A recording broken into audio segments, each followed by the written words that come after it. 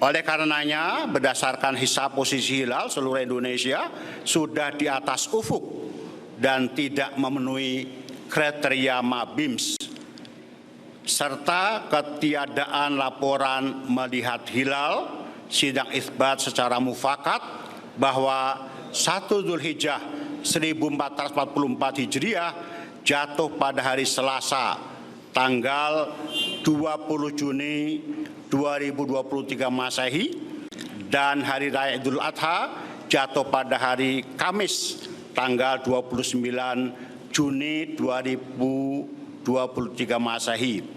Inilah hasil sidang itsbat yang baru saja kita laksanakan dan kita sepakati bersama, dan untuk diketahui oleh seluruh lapisan masyarakat bahwa jika pada hari ini ataupun kedepannya ada perbedaan dalam pelaksanaan ibadah yang berkaitan dengan Idul Adha, kami berharap tidak ada yang menonjolkan perbedaan, akan tetapi harus mencari titik temu dari persamaan-persamaan yang dimiliki.